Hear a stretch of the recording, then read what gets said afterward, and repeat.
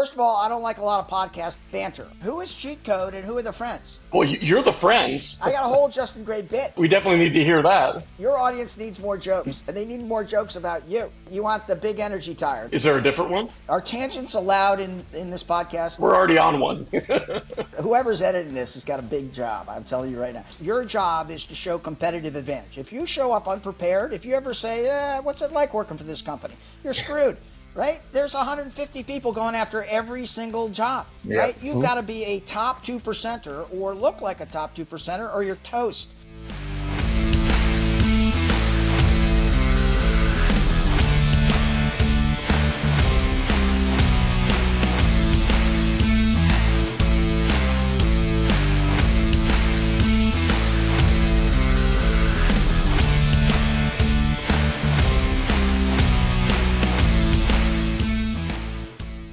Hey everybody, welcome to the Cheat Code. Welcome back. You're once again on the Cheat Code and Friends, and I'm joined, as usual, by Mr. Josh Wagner and Mr. Sean Kester. How goes it, What's gentlemen? up? Going well. How about you? Sean, where are you at? I'm in my Sorry, office. Dan, what was that? That's still just getting put together, you know? It's been a year-long project. Yeah. Who is Cheat Code and who are the friends? We got to get that out right in the beginning, right? Well, you're the friends. I'm the only friend, then it should be Cheat Code and friend. And you got 3 cheat codes? And so it friend. should be... You're our only friend, Dan. Sorry. Okay. Cheat codes and friend. Okay. That explains it all. Very good. Okay. Got it. And so I guess, no real need for an introduction because Dan's hopping right into it already. But we invited our good friend, Mr. Dan Tyre, on board today. Dan, of course, is an octogenarian at HubSpot at this point, or up until last year. Wow. And since the dawn of time, Incredible. Dan worked at HubSpot. And now is out doing Tyre Angels. So, Dan, thanks for joining us. Amazing. I just mentioned that I'm a Justin Gray fan. I'm also a Sean fan, and I'm soon to be a Josh fan. Right? We're going to have Josh grow on you during this podcast. Yeah. I don't think he's going to get a word in edgewise. I don't know if I'm going to know what to say based on how this is going. Exactly. Your podcast listeners like a lot of energy, don't they? Absolutely. Yeah. Okay. All right. And if they don't, we do. So. Okay. Exactly. Let's mix it up. Exactly. First of all, I don't like a lot of podcast banter. I like a lot of podcast jokes or content. So do we have good jokes? All right. You guys had to have half the jokes. I got good jokes. I prepared them. And I got good content because Kristen Start us off with a joke. You're going to carry the show, it sounds like. Okay. All right. First of all, can I give my Justin Gray build up? Yeah, because there's a few Please. jokes in there. Absolutely. I think I've known Justin for 15 years, and he's a powerhouse, right? He's funny. Would you guys agree? Josh, Sean, is he funny? He has his moments.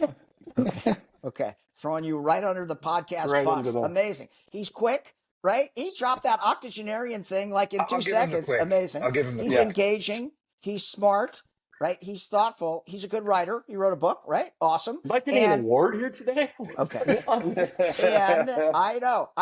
This is the funny part, right? We have the same revenue growth philosophy. You're an angel investor and VC, right? I'm an angel investor, and we have a couple of joint Portfolio ventures companies. or portfolio companies, right? And Sean, that's how we met, right? We were aligned in understanding. I came in and I'm like, what's this Sean guy all about? And then Sean came in and said, this is my philosophy. This is what I'm doing. And I backed way away. I'm like, okay, Sean, you're like a little mini Dan Tyre out in Atlanta, right? And That's what they told me. You are. Yeah.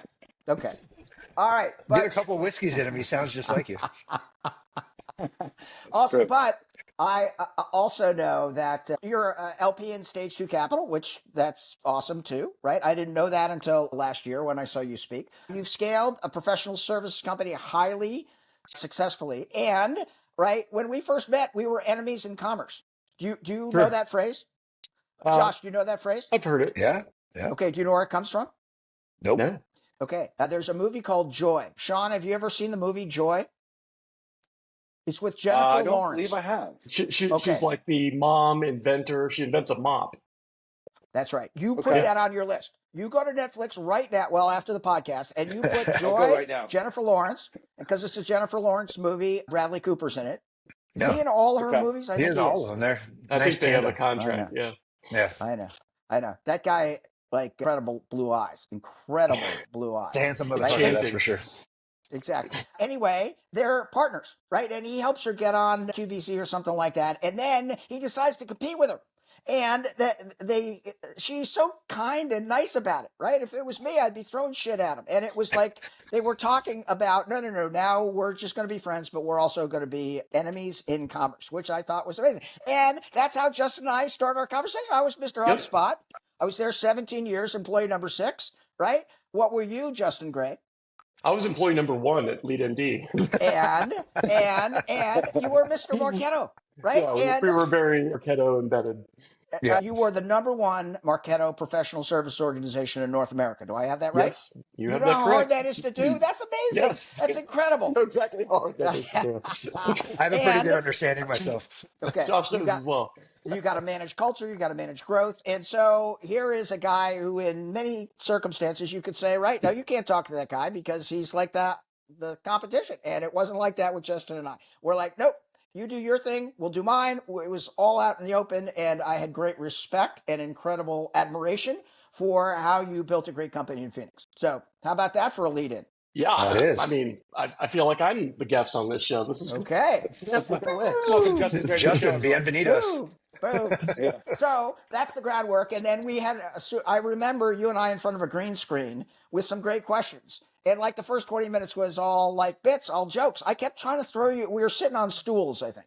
And I kept very comfortable stools, if I remember correctly. But I kept trying to get you off balance, and I couldn't, right? You were just too quick. You had great verbiage. You had a handle of the subject matter, and it was super fun.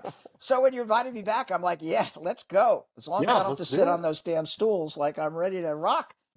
Oh, we figured we'd have you on because how do I even want to go into this topic?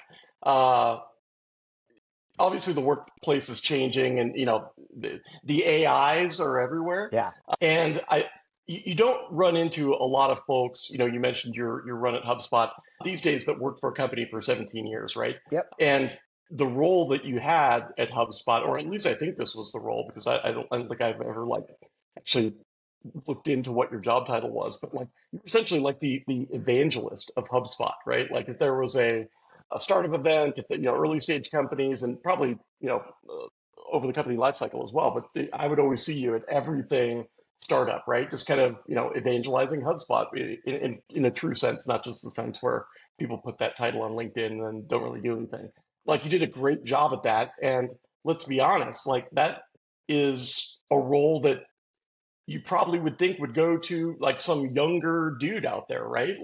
And you did it very effectively. And I think what the two trends, the one of like, hey, what's happening in terms of like the aging workforce, and then AI, they're actually kind of changing the narrative, at least that's my take on it, in terms of the roles and the experience that's going to be in demand now that AI kind of eats this bottom layer of highly administrative, highly repeatable type of work, which is, frankly, again, probably will offend some people on this podcast, but where a lot of the young workforce has come into the business world through, right? Like SDR roles, developers, junior coders, things like that. Like those roles are being, even today, upended by AI. So I thought you'd be an interesting guest to kind of, come on and talk about that entire spectrum. But I'm curious, even before we get there, how did you get that job at HubSpot? I mean, I know you're early employee, but how'd you find that lane? Yes, I did every job at HubSpot, every single one. I started as the first salesperson in 2007, worked as a sales manager, then a sales director. Then I ran a division called the Small Business Division, SMB. Then I ran a division called the Very Small Business Division. Never name your division very small, because no one wants to work for you. No one wants to buy from you, right? Our customers would say, after the first 3 days, we went from very small business to VSB. And they're like, what does that stand for? I'm like, it's my initials. They're like, no, it's not. I'm like, no, don't worry about it. It's not that big a deal. Anyway, when I was running small business, this is an incredible story. And John Sullivan was in the organization. He's still at HubSpot. I was there for 17 years, transitioned in January 5th. But John Sullivan was working in a small business, and he was great. He was always hit his quota. He was a type B. And he was just the kind of guy you want to coach your daughter's softball team. Like, just smart and like just a good guy. And one day he threw the phone across the desk and stormed out. And I asked Morgan, what's up with Sully? And he's like, I don't know. He just like blew up. So I know. So I run out to Sully and I'm like, Sully, what's going on? He's like, I hate startups. I'm like, excuse me? He's like, I'm never going to sell a startup again. I'm like, hold on a second. And he's like, every startup needs HubSpot, right? But they can't afford it. I'm like, okay, well, why don't you discount? He's like, I'd have to give a 90% discount. I'm like, all right, do it. He's like, what? I know, Sean, block your ears. Like, you could give a 90%. I'm like, I run the division. I can do anything I want. He runs back upstairs. He gets the person on the phone. Of course, he closes the deal, right? And that was the beginning of HubSpot for startups, right? And so it was in the Wild West days of HubSpot. So this is 2009, I think. And it was like 90 days before Dave Stack, the CFO, called me into his office, right? And I get the email, get in here now. And I walk in, I'm like, Dave, what's going on? He's like, don't give me that shit, Tyre. Right? What are you doing giving 90% discounts? I'm like, I got a new program. He's like, no, you don't. It's not the 90% discount program. It's a program. Exactly. He's like, no. You're going to drive us out of business. And Dave was a great CFO. He had a handle on all the issues. He understood the business. It was great from a growth perspective. And he's like, okay, this program is officially terminated. I'm like, no. This is how it's going to work. It's 90% for the first year, and then 50%, and then 25%. And the way it works in startups, he goes, I don't care the way it works. I'm like, no. You got to understand, in small business, right? This is an essential part, and there are strategic reasons why we'll do this. And after like 20 minutes, he's like, okay, I see the value. If they start with HubSpot, then they can scale all the way up. And all right, so you can do 100 of these I'll give you 100 coupons. I'm like, Dave, I'm already 250 coupons in. And like, can I just do it for like, and he's like, oh gosh. And Dave, who never got upset, was like, ah. Anyway, I was working with a brilliant strategist by the name of Heidi Carlson, and she ran a division. And so we worked together, and this guy, James Stone, became the HubSpot for startups guy. So I rightly claim that I started the program. Sully actually invented it. I went in front of Helm and got it like everybody on the same page. And then Stoney scaled it very, very effectively. And then this woman, Kim Walsh, came around, I think in 2012 or 2013. She globalized. Right? She put in all of this great stuff that I had never even thought about. And now it's a huge division, ostensibly worth billions of dollars that I invented.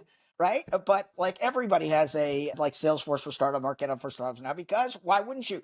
Right? And it all starts with a deep discount, getting people involved in the technology, showing value and scaling. So as part of that, right, I did a lot of public speaking. For a while, I was the only remote employee for HubSpot. I was the only employee west of the Mississippi. So I did a lot of public speaking in like Las Vegas and in California, things. Yeah. And all the time I met all these people. I tell reasonable stories. I wasn't as funny as I am back then, but I like grew into it. And it got like really fun to be part of that. Right. But the age thing is really interesting. First of all, I'm interested of why you asked me to speak on ageism in the workplace. Is the gray hair? You don't even know how old I am. Literally, it's pretty like obvious, isn't it? your stint at HubSpot, I think, stands out as a very unique, amount of runway there. Like that's just not, I forget who was put up the other day that their mom worked at the same place for 43 years, but you just don't hear many of those stories anymore. People job hop every, what is 2 it, like every years. 3 years, 2 years, 3 years? Yeah.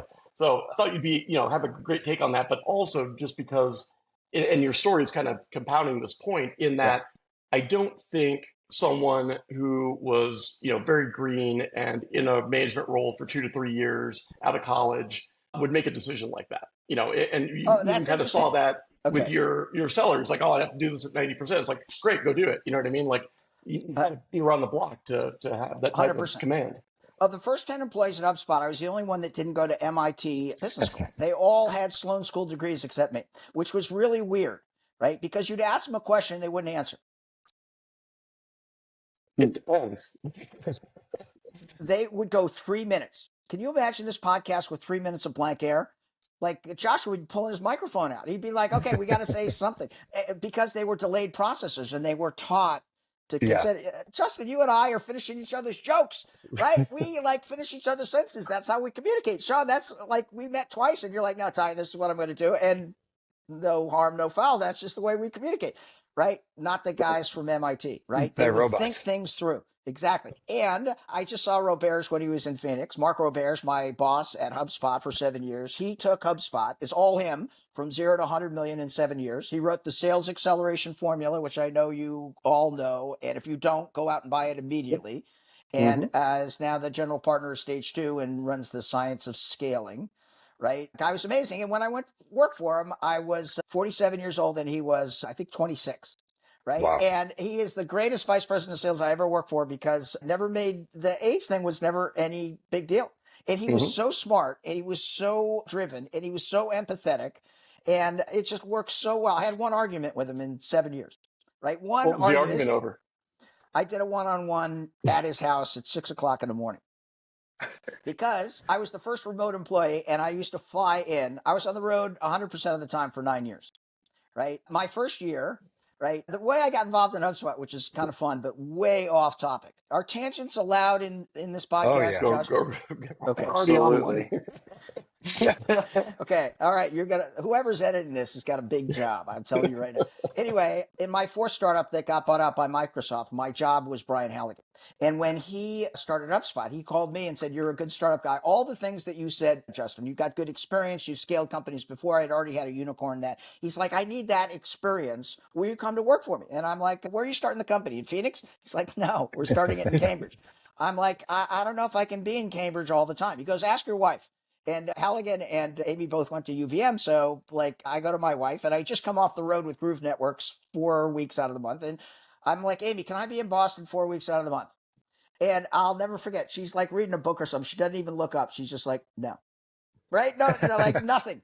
Right? It's just like pass the salt. No. I'm like, "How about 3 weeks out of the month?" Then she's like, "No." I'm like, "How about 2 weeks out of the month?" She's like, "No." I'm like, "How about 1 week out of the month?" And she's like, "Maybe." So I call Halligan back up and I'm like, I can only be there 1 week. He's like, "Tan, it's 2007, right? We'll figure it out." And it turns out I'm like, "What do you want me to do?" And he's like, "I want you to cold call." I'm like, "You want me to go from being a president of a software company to cold call?" He's like, "Tan, it's a raw startup." And I'm like, "Okay, I'm in." Sold me. Yeah, and I remember interviewing with Robert, and he was great. And during the process, he actually took digits over the phone. He's talking on the phone. "Sean, you would love this." He's talking about like, "Yeah, that's what the HubSpot thing does. No, you don't have to pay Google. No, we have this whole blogging platform. No, you just got to put in a few hours a week." Yeah, it's $250 a month. Yeah. American Express, and he took the digits right over the phone. And I'm like, "Oh, man." And I spent my entire life as a growth executive in enterprise, right? Where like we spent a year building a relationship. And in 25 minutes, the guy's he actually wrote down the numbers, which we did for 3 years, right? I used to call Alyssa Antonell, who was the executive assistant for the office, and I would give her like the digits of an American Express card of a customer. She'd be like, "I'm on 128. I got to pull over so I can take the CVC number and the expiration date." And we did. It sounds like I'm your grandfather. I know. I know. Sounds like a great PCI Back process. in my day. Amazing. Yeah. I know. It's a much different world back in 2007. Anyway, I made the decision. All my friends laughed at me. They're like, "What? You're going to cold call?" But number one, it's a skill of mine. Number two, I was very, very good at understanding how to get in the value proposition. Number three, it was a skill that I wanted to learn, right? And I'm just naturally curious, right? You guys know this. Anything that I touch, I want to learn about, right? Anything that all the vertical markets, all the interesting kind of things, I get like totally pumped up, right? Because I want to understand exactly how it works. I want to understand if I like it. I want to understand what the impact would be. And number one, I loved inbound marketing. Number two, it was amazing because it had incredible impact for the entrepreneur. And number three, it was scaling another company, and HubSpot took off like a rocket ship based on Robert's leadership. Number four, these are the smartest people I've ever met, right? Except they didn't know shit about a business. Well, not exactly true. They just didn't understand. I shouldn't put it like that. The people at HubSpot, number one, the best run company I've ever been associated with. Number two, founders, Dharmesh and Brian, amazing, right? Amazing founders because no ego. They were able to raise the capital. It was an innovative idea. They had an incredible culture. Both of them are incredible, like technical people as well as growth people. They understood how to do it. They were relentless with execution. Oh, this is what Roberts told me last time he was in Phoenix. He's like, "How many months did we go without missing our number?" right? And so I had thought it was 2 years. I told everybody for 10 years. HubSpot went 27 months without missing their number. He goes, no, you're wrong. It was 37 months. I have no other company. And I'm like, that is a pretty good track record. Wouldn't you agree, Josh? Yeah. Yeah, that's insane. And the way we do it, because Roberts was brilliant, and because I was taking the new recruits, I was teaching them what to do, right? I was in the sales pit. We used to call it the Shark Tank, right? And we would take them and I would train them, and then they would execute very well. And then we created the repeatable, scalable sales process that's written in the book, right? But the age thing was interesting because this is pretty funny. At one point in time, I was the only guy who wore a tie at HubSpot. Dave Stack, the CFO, never wore a tie. And I think it was 2009 or something like that. Roberts calls me into his office and he says, okay, we have to have the conversation. And I'm like, what conversation? He's like, the conversation about professional dress. I'm like, excuse me? He's like, do you have a t-shirt that says YouTube? You should dress it down. He's like, do you have some cargo shorts? You can't be. I know. He's Justin. He's like, scaring the kids. You're on stages all over the world, right? This is not our brand. They think you're interviewing every day. Exactly. So it was a little bit of a twist on the standard, right? You got to dress up for business casual kind of work. And I thought it was hilarious. And so I stopped wearing a tie. And now, next time you see a tie, I'm going to be in a casket.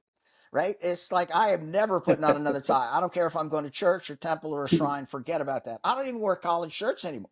Josh, you're a little bit extreme for But me. hopefully right you there. didn't stop leading every meeting with, what is it that you do here? I mean, that would have been a mistake.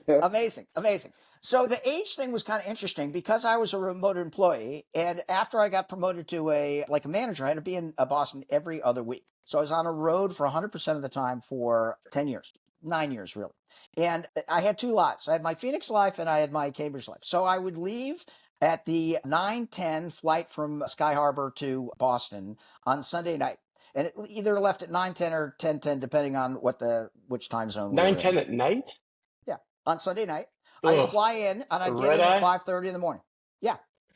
Every year for 9 years, I said, I'm not taking any red eyes. Right. It was perfect for me because I got upgraded all the time and I can sleep anywhere. Right. In addition to having the gray hair, I'm 5'6", so I fit like nice, comfortably in a coach. I'm 6'3". It doesn't work. Built for the modern plane. Yeah, Josh is not. He looks like he's folded up twice. Travel. Yeah. Okay. No. I'm like a small guy, right? And I can sit and coach. I fly 15 hours in coach, and I don't need. And when I get upgraded to first class, it's like a tent. I'm like, oh my goodness, this is insane. And I sat in the same seat all the time. All the flight attendants knew me. And they used to laugh at me because I was asleep before the rest of the passengers got even into first class. Right. And that's the other thing. I can sleep anywhere and I can back my sleep. I can sleep in this podcast if you want in like the next 15 minutes. Sleeping right now. Boom. And so I'm just an AI bot. Because of the Gulf Stream, it only takes 4.5 hours to go from Phoenix to Boston on Sunday night. And so you land at 5:30. Well, what are you going to do at 5:30 in the morning, right? When you land in a foreign city, you drive Dunkin' to work. Donuts. Get a beer in the airport. Okay, that's a New England guy right there. That's a New England guy. After you go to Dunkin' Donuts, right? If you're from Boston, you'll understand what we're talking about. If you're anywhere else, you'll have no idea what Justin just said. Just understand that Dunkin' Donuts, the Red Sox, the Celtics, that's like religion. That's it, religion. Exactly. Mm-hmm. Anyway, I'd go to the office and I'd be there at 6:30 or 7. And then I'd work until 7 o'clock. I had a dinner meeting every single night. And then I'd go to my hotel, which is right across the street from HubSpot, and collapse till 11 o'clock. And I did that until 2 p.m. on Friday. At 2 p.m., I stopped, right? And I'd get my stuff. And it was very funny because between October and March, when it was the tundra in Boston, beautiful in Phoenix, there would be like 400 people offered to take my luggage. And like, Tyre, do you need anything on the plane? Can we get you that? And like, I would leave and then I'd work on the plane. I'd get back here at 7 o'clock. And the next week I would spend with my family here in Phoenix. Right. So I got I was always there because there was nothing else to do. I had my Phoenix life with my family and then I had my work life at HubSpot and I was hardcore. And we hired all these 22-year-old BDRs and AEs. It was very funny, Sean, because I had to relate to people who were 25 years younger than I, right? And I learned some really good verbiage. Let's get this bread. Right. I don't know if people still say that, but it was super fun. Right. And that's where the fist bump came. right? Sean, you and I have never been in this, like, so I fist pump Oh, everybody. I'll give you a fist bump for sure. Yeah. Exactly. And Justin, you know that. I've Uh-huh. never shaken your hand. It's not because Yep. I'm a germaphobe. It's just like I'm a fist bump guy. And that Which happened was my because, original thesis, by the way, because I remember when you walked in the office, I'm like, why is this guy, like the pound has become a little bit more acceptable now in like, even normal business. But I was like, yeah, man, what is Tyre doing? Give me a fist bump. yeah. All right. So here's the story. You want the story? Yeah, He's a lay it bro. on me. Okay. So when was the first time you saw a professional fist bump? What year? And who Uh, did it? I wanna 2012. say that professional fist bump actually might have been you, Dan. Amazing. I saw Amazing. it in 2016 when Barack Obama fist bumped Michelle on stage at Oh, the okay. Democratic National Convention. I'd never seen a guy in a suit, right, fist bump Mm-hmm. anybody, and he did. And I'm like, that's pretty cool. So I was working with everybody who's 22 years old, That's right? pretty cool. And they're like, so I started doing the fist bump just as a joke, right? And everybody's like, ah, ha, ha, the old guy's doing a fist bump. And so I did it for like 2 weeks, and then I got bored. So I started doing something else, right? And they're like, well, no. Where's the fist bump? I'm like, it's run its course. They're like, no, Dan, bring that So why do sucker it Yeah, do back. now? Yeah. Exactly. And Hunter Malladay, one of the vice presidents of sales at HubSpot, sent me this incredible YouTube about 47 different types of fist bumps that you could do, which was amazing, right? And I've mastered about half of them, and then I got bored. But wow. anyway, Is there the is fist there a bump, Dan Tyre? Is there a specific Tyre fist bump? Like have you elbow. combine some of Oh those into wow. your own personal brand? Elbow. The That's right. elbow. Oh That's wow. right. The elbow. We've moved on. Come on. Fist pumps are so I thought 2016. that was a COVID thing. The I know. elbows. I know. It shifts and changes all the time. You just got to be on your toes, right? Maybe it'll be head Yeah. bumps by the time we meet Oh Sean or god. Josh. You never know, Well, I don't right? know. Every once in a while, I'll hit someone like on the arm here, and then you got a big old grapefruit that grows on your arm because you like hit the bone just right. I'm like, damn, dude, Yeah. So we got to this get has this right. nothing to do with the stuff that we prepared, but it was so much fun working with these young adults, right? They were all out of college because we could only afford to pay $30,000, right? And Yeah. they were all like, there at the time, people were complaining that millennials were lazy, self-absorbed, and like always on social media, and nothing was further from the truth. Number one, we loved hiring young adults because they were smart, they were digital natives, and they did the shit that I told them to do.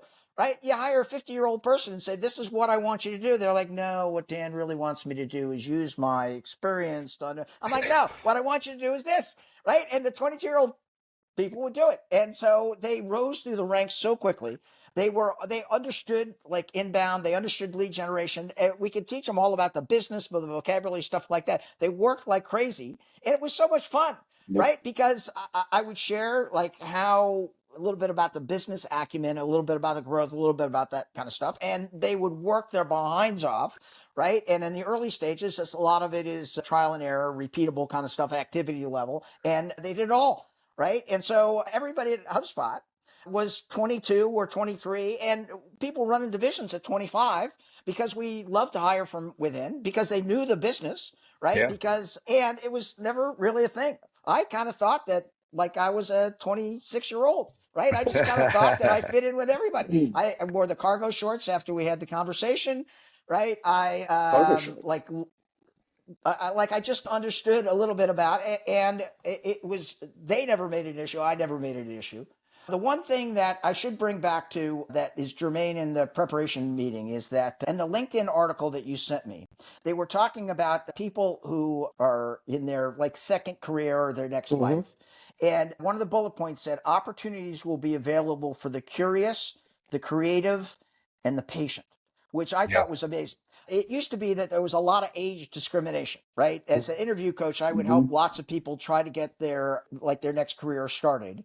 And there were people that were turned down clearly because of their age. They had the experience, all that kind of stuff. And so we developed a process to work around that, to make that as a competitive advantage. Now, what all the research says is totally different, right? Because of the shortage of workers and the introduction of artificial intelligence, right? People want and desire, number one, people who show up to work. Number two, Yep. people who can understand and apply that business acumen. Number three, and the biggest thing that I learned at HubSpot is I moved to become a learn-it-all, right? And I stole that from Halligan, the CEO. He's like, no. The key in the 21st century is you got to be a learn-it-all. You cannot take anything for granted.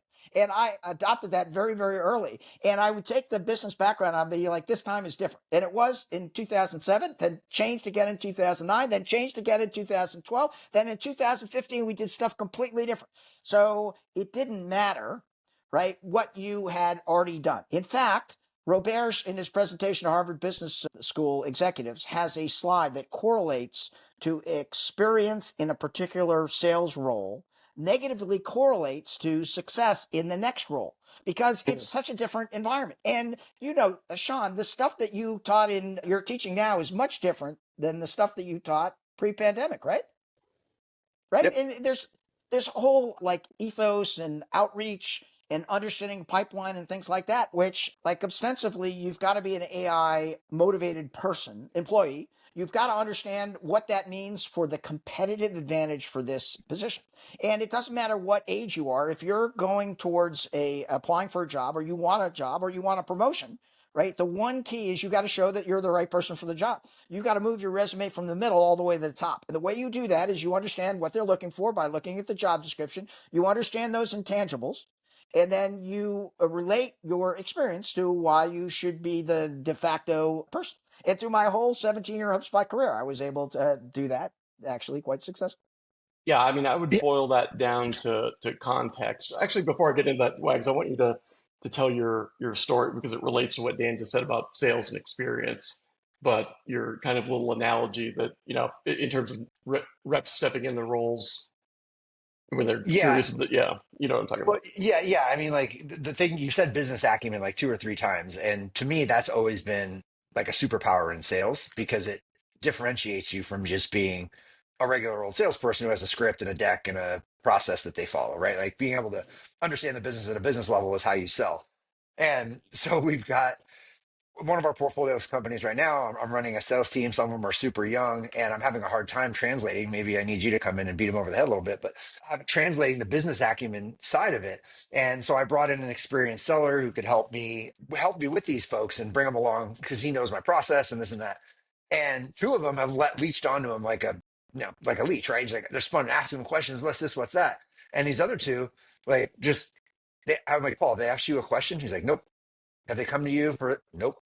And just like complete lack of curiosity, which is one of the core values of the company, interestingly enough, that just drives me crazy. I'm like, listen, I don't care if you mess up or you don't do this, you don't do that, but like ask, why would I do this?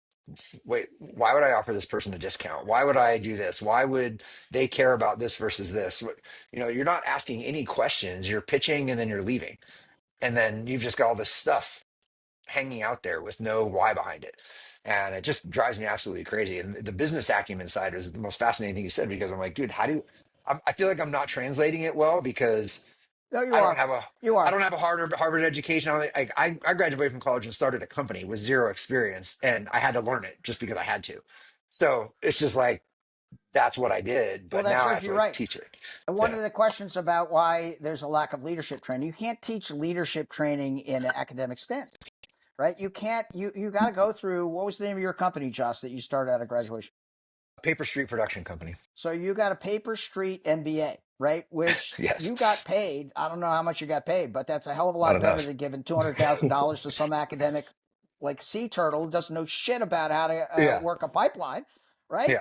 And that's like critically important, right? Number one, just a couple of comments. All of that senior level stuff now, it's research AI, right? Mhm. That shows this is what the customers' key drivers are for this industry. This is the growth rate for the industry. This is what they call customers, right? Because Right. if you're a plastic surgeon, they're patients. And you Right. start calling a customer to a plastic surgeon, they're going to look at you like I don't know, you just ate raw meat. And That's right. the ability to understand their world, use their vocabulary, and then move it to the next stage, right? An AI assisted BDR or AE is going to understand their personality statistics, attributes like DISC. And if they're a D, they're going to say, Tyre, I know you're busy, so let me cut right to the chase. And then I'm going to be like, Sean, I like this guy. Yeah. And if they're an S, you're talking to me about brownies, right? Or where I went to church, or what's my dog's name, or if I'm a cat guy or a parrot guy, right? And like, if you don't know that, then don't even. Parrot guy. I know. That's what everybody says. Right. It's really a ferret, but that's okay. It's all right. It's all right. Ferret. Right. That is what it takes to be successful in 2025. And if you don't have that, right, the question to the non-curious people is, do you want to generate more revenue? Right. Right? You got to say that without laughing, right? Do you want to be 120% of quota and make President's Club, right? Or would you prefer to be an underachiever, right? And sometimes it's Employed. harsh, right? You don't have to go there yet. You're trying to be inspirational, and you're trying to say, all right, well, here's the deal, right? This is what happens if you're properly prepared and you understand all of these different kind of attributes before you get to the call. And this is what happens if you keep doing what you're doing. Now, which path do you want to go on, right? You can go on your path, right, until you get to the point where it's a performance plan, and then I'm contractually obligated to like work through that. Or you can do what these other two people are doing, right, which is soaring like eagles because they have these kind of preparation kind of techniques, right? And usually you can always tell an A player, right? I divided by the top 2%. You see a top 2%er walk in. That's what happened with Sean and I. I'm like, okay, this guy knows what he's talking about, has the right verbiage. And I'm like, there's nothing I can add here. Right? Then there's the top 10%ers that are really good, but there's a couple of things you could do to make them an A-plus player. And the job of a good sales manager is to ascertain, okay, what does this person need? Is it book learning? Is it knowledge? Is it a personal challenge? What do we need to do so that we can take good performance and make it superior performance? And then there's the 20% of people who are never going to make it, right? They're just never going to do it. And they were bad hires. And like, we have some of the responsibility because we missed the kind of the cutoff that we should have had, but that's the way it is. And then everybody else, right? We have specific factual statistics that you can take a C player and make them a B player. You could take a B player and make them a B plus, A minus player. You could take a B plus player and make them an A player. And there are different playbooks for each one, right? With skills and motivation and coaching and all the great stuff that In Revenue does and all the great stuff that you do, Sean, right? Which makes an incredible impact on their life. But the most important thing is you got to get them right at the beginning, right? You got to say, all right, number one, do we have I trust? Number two, do you want to go this way or you want to go this way? Yeah. And the interesting thing that I learned over 40 years of running sales organizations, some people just want a job. Right? Some people, they don't care about being a top 2%er, which as a top 2%er myself, I'm like, what? Frustrating as hell. It's not now because I recognize not everybody's Dan Tyre, right? And nor everybody should be. And just because it's good for me doesn't mean it's good for somebody else. And who knows what's going on in their life? And who knows whether their wife is or husband is the major breadwinner and they're just doing this because they need a little extra scratch or whatever. I don't know. So like my technique is usually to figure out and have them do their goals, understand what they want to do. And if their goal is to be 100% of plan and that's it, right, then that's fine, right? Because that's the contract they make with me and with the company. If they want to get higher, then I make them do all the like heavy lifting. I'm like, all right, what do you need to do to get there? And then with a little bit of structure, I want them to come to my conclusion. I know how to do it, but who needs a 66-year-old man telling them what to do? Right? That's stupid, right? This is the modern age. And you got to be smart enough to say, all right, I know what this person needs. And then ask the right questions so you play Inception, right? There you guys see the movie? This is a movie podcast now. Oh, yeah. Leonardo DiCaprio? DiCaprio, yeah. Yeah. And what's that movie all about? Getting people to come up with your conclusion. Yeah. No. Yeah. 30 years leading back. people to water. Yeah. Well, you start it's a little fanciful, but you start way back and they insert things in your brain. You could do the same thing, right? And the fun part is, all right, what do I need to do to get Sean to where I think he needs to be? And what question can I ask Sean? So number one, he's not offended. Number two, we align. Number three, it's his idea. If Sean comes up and says, gosh darn it, Tyre, I need to make 30 more calls a day, I'm like, good for you. Let's try that. Let's go. That's great. Right? So if we take that same concept and talk about it a bit earlier, because, I was really surprised when we were kind of looking up, stats in the workforce and so on. There's like over 11 million actively employed folks that are over the age of 65, right? And then you talk about like what AI is doing on the, your normal entry level jobs, kind of completely eliminating that bucket. What advice would you give to someone, with everything that we've talked about here? Like context is key, the acumen is key, obviously the emotional intelligence and understanding what the other person needs is key. But how do young folks enter the workforce these days? Like what roles are they going to be aiming at? And How would you impart this knowledge on them to ensure that they're successful in getting those roles? It's a good question. Some roles are obviously going to be very short term, like journalism, writing press releases, things like that.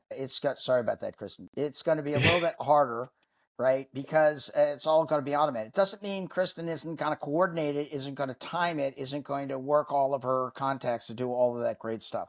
But we typically want to look at industries and jobs that are growing. Everybody in May of 2025 needs to be an AI assisted advisor, an AI assisted board member, an AI assisted VC, an AI assisted angel investor. And if you're not, you're way behind the curve, right? I'm a Gemini guy. I'm a Claude guy, 5 times an hour, right? Preparing all these kind of stuff. Boom. I just put it into ChatGPT to understand what I can best equate on a 45-minute format to deliver the right lines. And so you look at the things that, number one, interest you.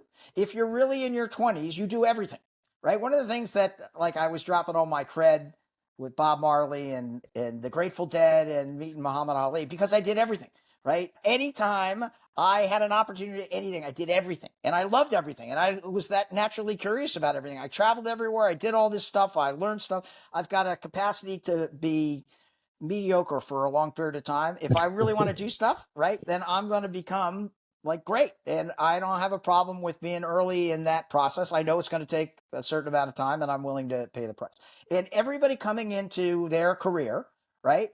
This is Dan Tyre wisdom. You start with your goals and work backwards, right? You decide, do you want to make a lot of money? Do you want to live in Australia? Do you want to work for a startup? Do you want to go through the thing that you did, Josh, which, like many people, in the first entrepreneur experience they have is friggin' horrible. It's hard. It's not lucrative. But in most cases, I mean, would you trade it for anything? Wasn't it a great foundation? Incredible experience, right? Yep. And you didn't have to pay $250,000 to get there. So all of that kind of stuff, right? What I just lectured at Tufts University in Boston from my buddy Jack Derby. And there were a lot of people who were asking that question, well, what do I do? And so the idea is, do you naturally gravitate to a certain type of work, right? Do you want to code? Do you want to work with a computer? Do you want to work in a group? Do you want to make a lot of money? Do you want to work for a bigger company, a smaller company, all those kind of things? And there's a blog article that I have at dantyre.com, how to get a job in 2025. And then what we ask you to do is do a little bit more work up front. And you guys old enough to remember. Not to interrupt you, but that's a theme across the board, I think, is do work up front, right? A little bit more work. Yeah, exactly. Like I think that goes for sales. I think that goes for any role that you're doing out there. Like to provide more value where it's unexpected, I think is just a great life lesson and tenet to follow. Amazing. And thank you for interrupting me because that is the crux of that, right? Because your job is to show competitive advantage. If you show up unprepared, if you ever say, what's it like working for this company? You're screwed, right? There's 150 people going after every single job, right? You've got to be a top 2%er or look like a top 2%er or you're toast. So number one, I want to understand. First of all, if you show up to an interview and you don't have a 3-minute concise overview of tell me about you, Sean, right? Forget about it. And all the studies show that the first question, which is always tell me about yourself, is the most important. And if you can drop data, if you can drop why you want to work for the company, if you could, exactly, right? That natural curiosity. These are the attributes that I'm looking for. Oh, they're aligned with what's on the job board for what you're looking for. Amazing. How would I know that? And then deliver those lines like it's your Leonardo DiCaprio. People, you'll see the recruiter's eyebrows go up. Exactly. See that? See that? And then all of a sudden, boom. Okay. Well, what do you want to do? The answer to that question is always easy. I want to work for In Revenue. I want to work for the name of your company. It's concise, it's specific. And if you're early to interviewing or shitty interview, get an interview coach, right? Get somebody who's going to work with you so that you show true competitive advantage, right? And then you write down all of your interview questions. You have them written out and then you practice them 50 times, right? So when they ask you, what are you doing? The people who need to listen to this podcast are going to say, well, my name is Dan, and you're like, okay, done. Right. Yep. And then we have Sean, tell me about you. My name is Sean and I live in Atlanta and I've helped 3 companies scale from 0 to and I have 127% of plan in Q4 and I've closed 6 deals worth $28 billion. And you're like, okay, that's pretty good. Right. And then what do you want to do? I want to work for your company. And then it gets a little bit. Those were Did you those read his accurate, Sean? autobiography? I know. Amazing, Yeah. amazing. And You must have prepared before the so call. 100%, that preparation. But Justin, that's an unwritten rule. People don't realize that. They don't understand it unless they've read the blog article, they talk to you or Josh or whatever. They think that it's like just showing up.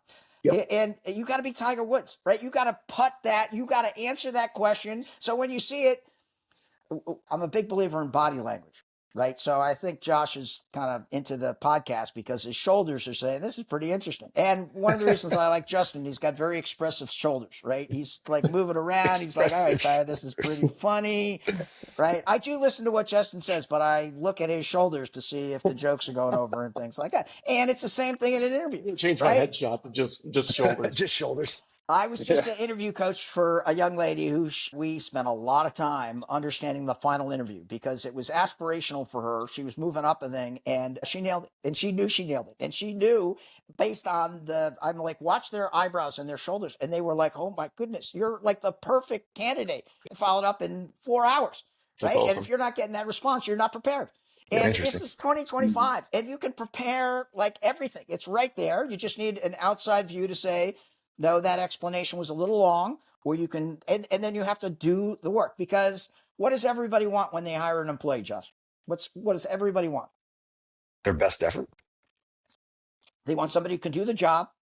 They want somebody who will enjoy the job, and they want somebody that will like they can stand, right? Yeah. Everything else is like on the table, and your job in the interview is like a job. Like you're going to say, now this is why I'm the best person for the job. Either unless they're not the kind of direct communicators that if they've got a PhD, right, you got to talk to them a little bit different.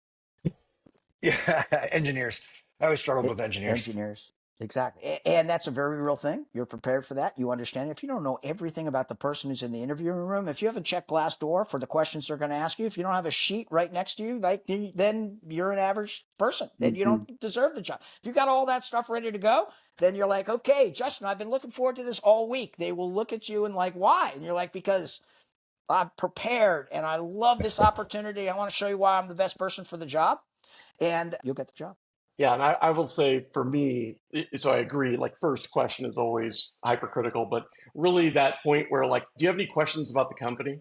Anything I can answer for you? And no, I think we covered everything. Like that is How is that possible? that's a dead doornail answer right there. You're gone. So that would be my nugget to add to that is, like really come up with some, it's in the blog article. I want questions. No. I want 3 questions at the end because they always give you 5 minutes. And if they aren't a great question that stumps the interviewer, you didn't work hard enough, right? This is ChatGPT world. All you got to do is say, what are the 3 questions that a recruiter can't answer for in revenue? And then come up with them. And you're like, okay, that's pretty good. You always have to synthesize them and you can't be mean, right? Yeah. But like, that's just a protocol for how you engage.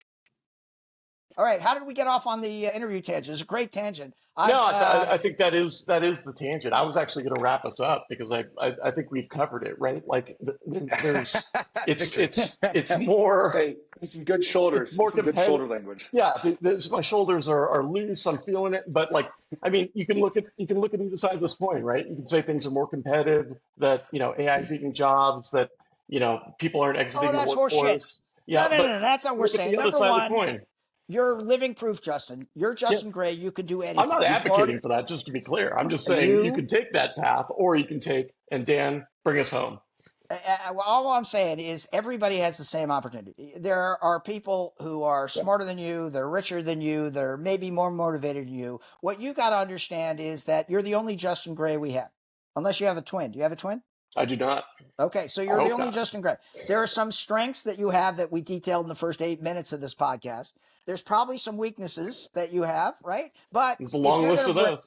If you're going to bring see that, Sean, that's what I was talking about, how quick he is, right? He just that's what we did for 30 minutes in front of the green screen and the badly fitting stools. And but if you're like, no, I want this job. These are the things that I can do, and have done. These are the things, and it doesn't matter what age you are. If you are right out of school, you use hustle as a competitive advantage. You say, all right, I'll work 12 hours a day. I'll beat Tyre to the office at 7 o'clock. By the way, no one could ever do that. And when I was when I was at HubSpot, I was 50, 60 years old, right? I take all these 22-year-olds and it's just like, let's do it for a week. Let's see if you can work harder than I am. Let's just see who's putting in the longer hours. And they'd wilt like a flower in the Arizona heat. After 3 days, they're like, how do you do it? I'm like, I'm a freak, right? I love it. First of all, it's so much fun. Second of all, it's a different level. This is what top 2%ers do. They just focus on the things Coffee that and need to fist get bumps. done. Exactly. And that is fun for me, right? So it's not really working. Boom. All right. So I think your point around you have to love it. We're Like out. that's the key. You know what I mean? Like you got to find something that you're willing to wake up every morning and put your boots on and show up at the office at 7 a.m. Which, another great hack is whoever could beat me to the office, I would buy them lunch when I ran sales teams. That was There we go. the running thing. But Dan, always a pleasure to have you on. Oh, that was so much fun. I think this is the lowest word count that Josh, Sean, or I have ever said on the podcast, and that's awesome. I feel bad now. Yeah. I know Sean, and Sean, I'm a huge fan. You know that, and so maybe I should have sectioned out some more Sean time. No. You're the guest for a reason, and I think you dropped a lot of gems. You called back up making that bread, which I hadn't heard in a long time. Let's get this bread. Come on, it's 2017. Right? What is it now, Sean? What is the motivational thing? Get the bag? Yeah, we get the bag. Yeah. We're on the I gotta get in my bag. My 26-year-old daughter said, eat it.